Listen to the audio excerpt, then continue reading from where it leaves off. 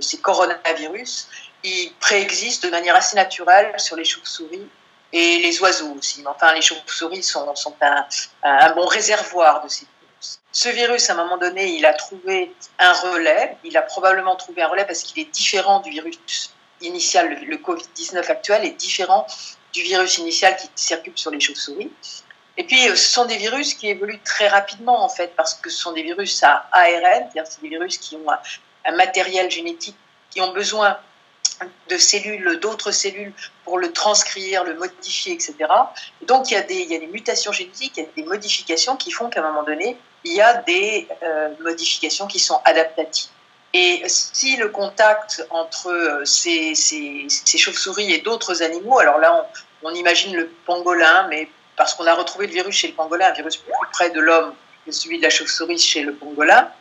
Donc, ce pangolin, il a pu développer un virus plus proche de l'homme. Normalement, le lien entre pangolin et homme n'est pas immédiat non plus, mais il se trouve qu'en Chine, les Chinois ont l'habitude et sans doute ont eu la nécessité dans le passé, peut-être l'ont-ils encore dans certaines campagnes, de consommer ces animaux. Et donc, à un moment donné, le virus a eu la possibilité de passer chez l'homme. La densité de population locale a fait une diffusion très rapide dans la population, puisque c'est devenu un virus qui s'est adapté à l'homme et qui peut donc se transmettre maintenant d'humain à humain sans l'intervention d'animaux, bien évidemment. Et donc, c'est devenu très vite une épidémie locale.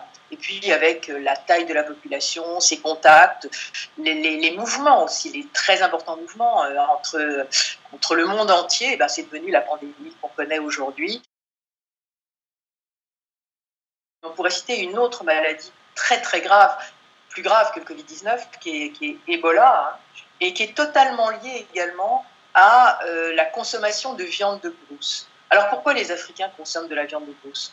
Ben, c'est pas très facile ni agréable d'aller forcément chasser. Hein. Très probablement, ils le font parce qu'à un moment donné, ils ont besoin de ces réserves alimentaires. Et pourquoi ils ont besoin de ces réserves alimentaires? Ben parce qu'ils ne sont pas forcément capables aujourd'hui, en capacité de produire localement de manière naturelle, si je puis dire, de manière à travers l'agriculture et l'élevage, de produire les besoins qu'ils ont sur le plan alimentaire.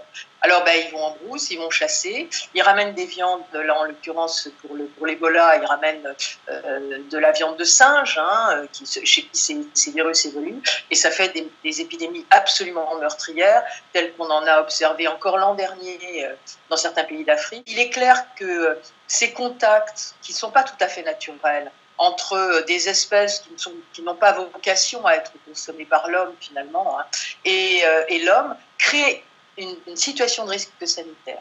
Et un des moyens pour limiter ça, pour empêcher ça, à la source, à la base, c'est de faire en sorte que les paysans des pays du Sud puissent produire l'alimentation, les animaux dont ils ont besoin pour leur consommation. On a donc un double rôle, nous, à VLSF. Un premier rôle qui se situe sur le développement de l'agriculture et de l'élevage familial au plus près des populations les pauvres et les plus démunis, et puis sur un rôle d'éducation, en relation avec nos amis médecins, sur des mesures d'hygiène pour éviter ces contacts et pour éviter ces risques d'émergence de maladies.